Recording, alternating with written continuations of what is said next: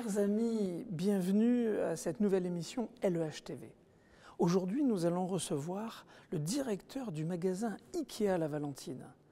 Entreprise magnifique, progression fabuleuse, il va tout nous expliquer.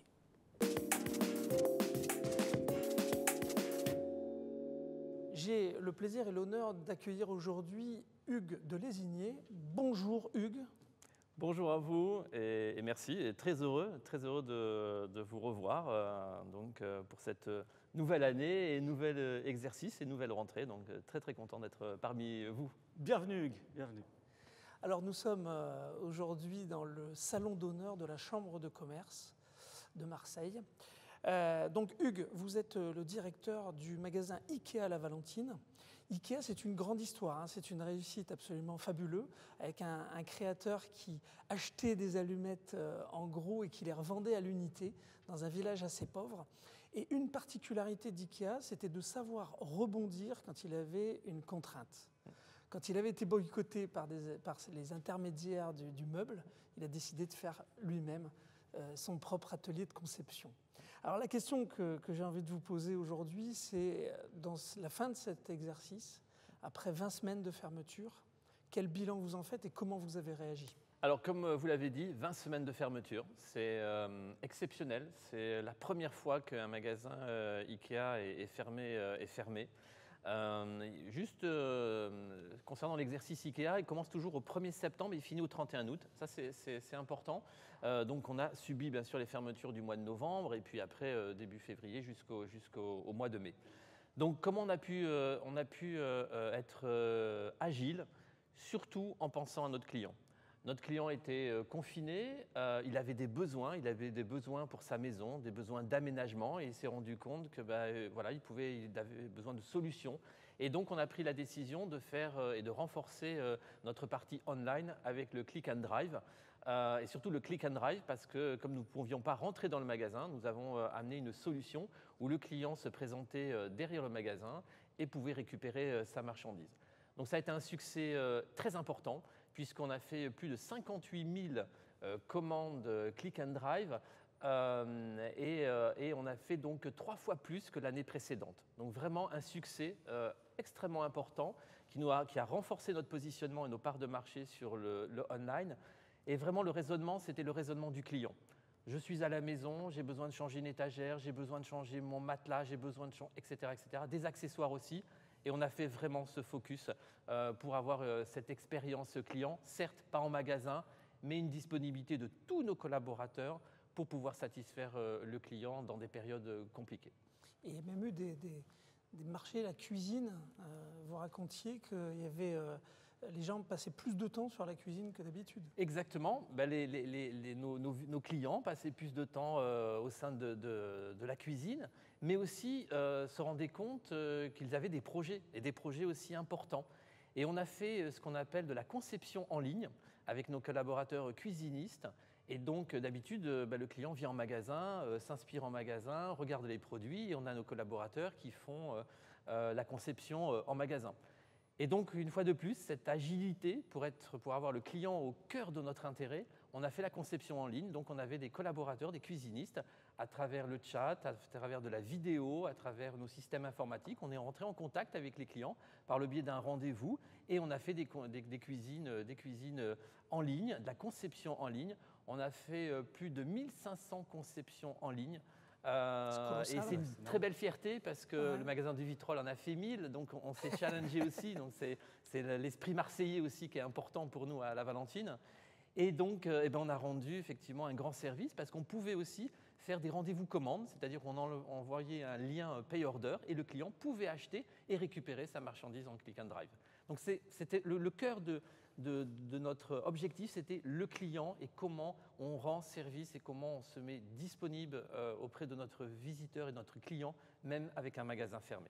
Justement, avec un magasin ouvert, parce que IKEA, c'est aussi un magasin sur notre territoire, on est dans l'actualité du territoire pour LEH TV. Quels sont les projets spécifiques, les projets de demain pour ce magasin IKEA La Valentine ?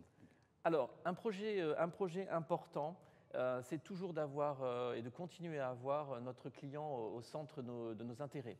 Quand je parle du client, c'est aussi notre expertise que nous avons. Parce qu'on appelle notre expertise home furnishing. Alors je vais le traduire, expertise de l'aménagement de la maison. L'aménagement de la maison, c'est notre cœur de métier. Nous avons dans le magasin des architectes d'intérieur, nous avons des agenceurs d'intérieur qui refont complètement les ambiances, qui refont complètement les espaces de vente en collaboration avec la vente et qui sont créés complètement dans le magasin. Ce n'est pas descendant, on va dire, d'un siège social ou d'une maison mère, etc. C'est nous qui créons complètement nos aménagements pour inspirer et donner des solutions d'aménagement à nos clients.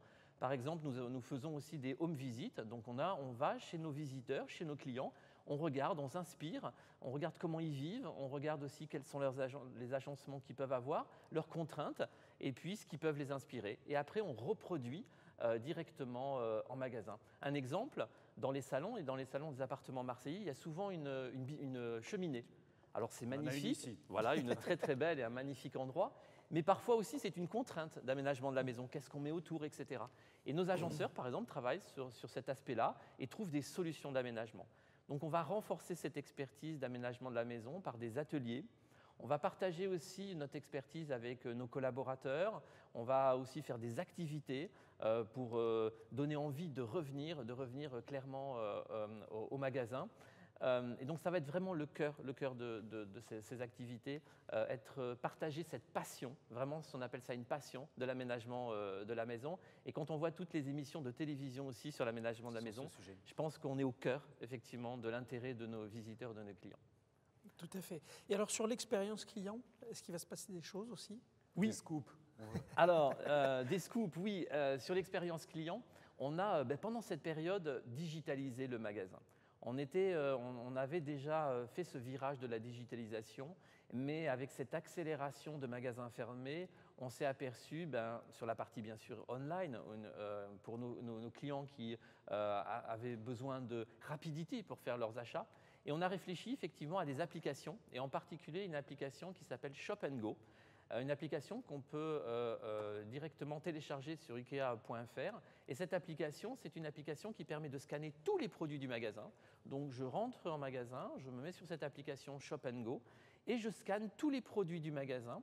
Donc c'est une rapidité extrêmement importante et j'ai une caisse qui est réservée uniquement et dédiée uniquement aux clients pour Shop & Go. Et donc, un QR code sort, je passe le QR code sur cette caisse et je déroule directement.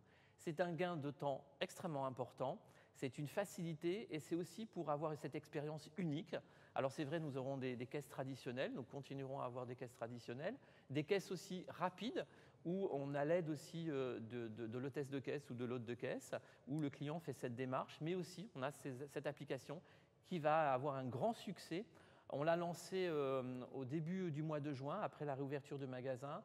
Aujourd'hui, on est à peu près entre 3 et 4% de taux d'utilisation. Alors c'est petit, mais c'est un joli score quand même pour un lancement, parce qu'il y a aussi beaucoup de communication, il faut que les personnes puissent y adhérer. Mais je suis certain que ça va être un très grand succès. Et en même temps de cette application, on a regardé aussi une problématique, c'est-à-dire le niveau de chargement d'un smartphone. On s'aperçoit aussi, et ça c'est en global dans toutes les enseignes, 85% des clients, quand ils ont un smartphone qui est chargé entre 35% et 38%, n'utilisent plus son smartphone pour une utilisation, on va dire, professionnelle du magasin. L'utilisent pour envoyer un SMS, pour être joint, etc., mais pas l'utilisation du magasin. Donc on va mettre en place des bornes et des bornes de recharge et surtout des bornes avec des batteries en caution, des batteries, on va dire, que le client peut récupérer. Donc, ça sera une application spécifique.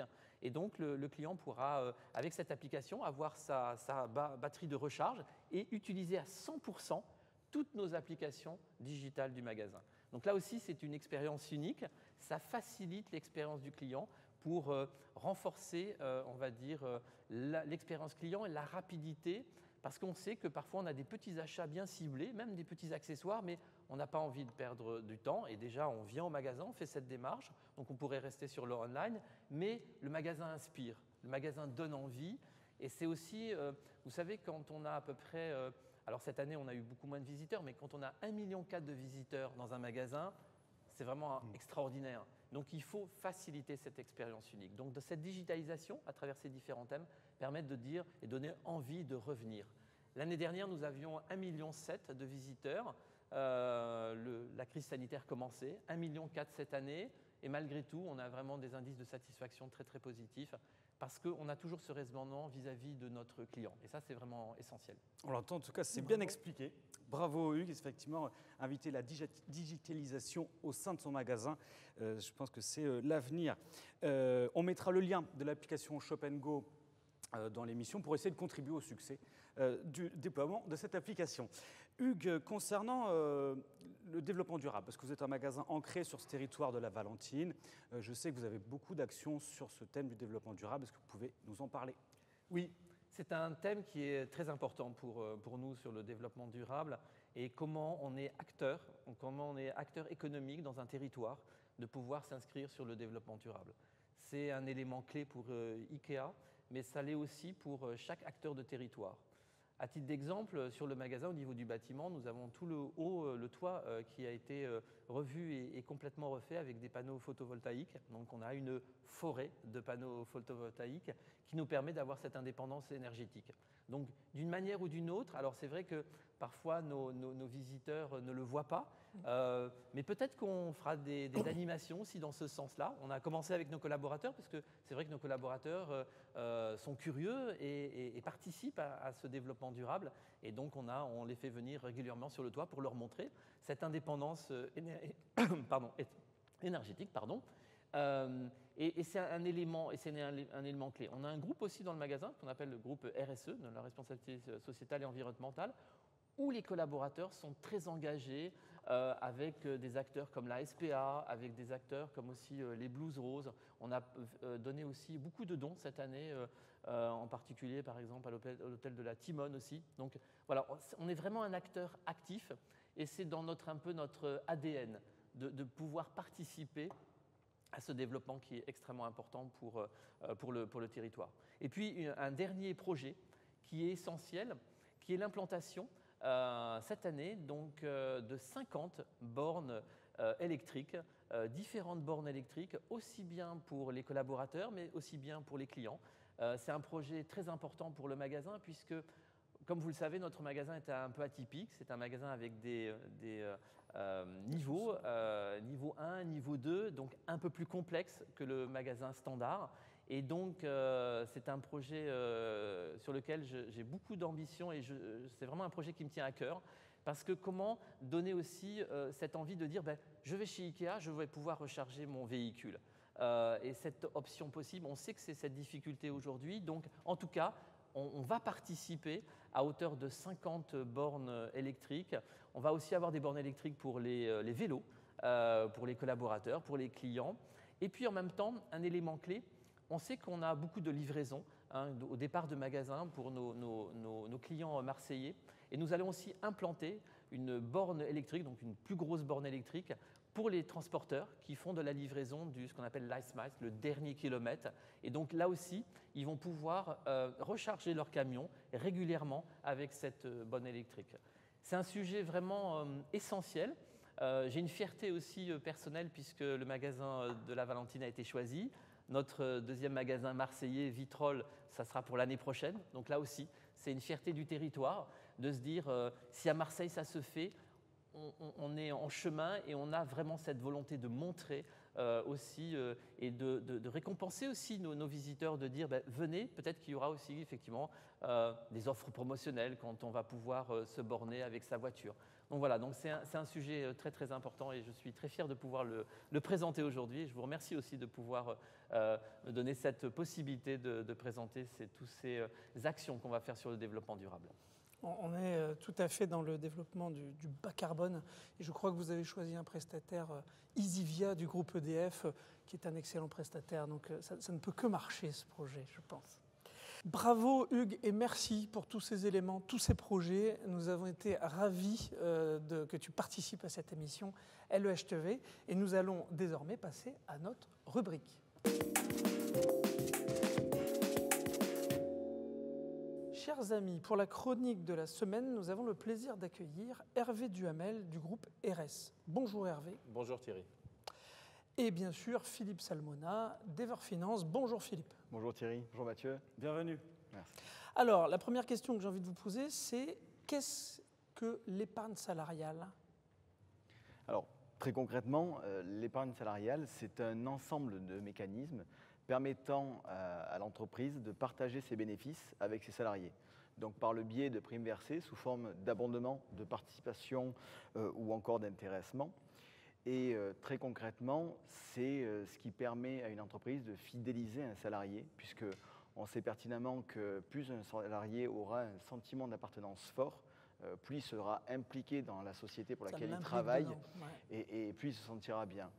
Et un salarié qui se sent bien, c'est un salarié performant. Donc l'épargne salariale, c'est vraiment, je veux dire, l'investissement et le booster financier et économique qu'une entreprise peut donner à son salarié pour qu'il donne le meilleur de soi-même. Des avantages, Hervé, à préciser pour les salariés, pour les chefs d'entreprise qui nous regardent? Oui, bien sûr, bien entendu. Donc, pour l'entreprise, tout d'abord, ces primes versées d'abondement, d'intéressement ou de participation échappent à toute charge sociale.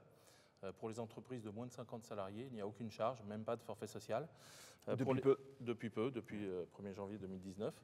Et jusqu'aux entreprises de moins de 250 salariés, il n'y a pas de charge non plus ni de forfait social pour les primes sous forme d'intéressement.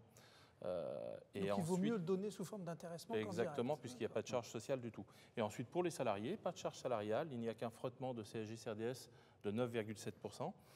Et pas d'impôt sur le revenu lorsque ces primes sont bloquées lors de l'intérieur des plans d'épargne, que sont le plan d'épargne 5 ans ou le PER retraite.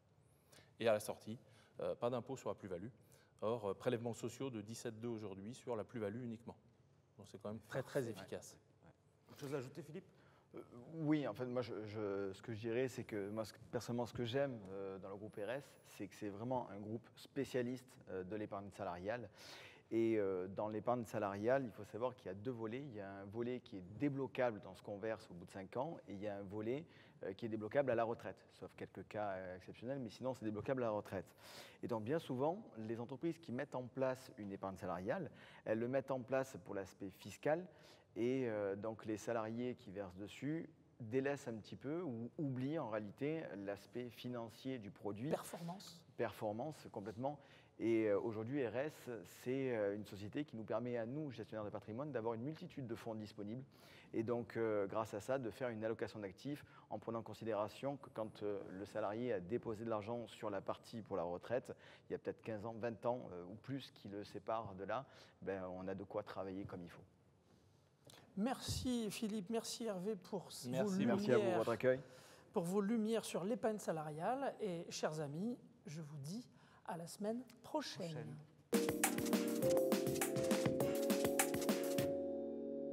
C'était l'actualité du territoire sur LEH TV.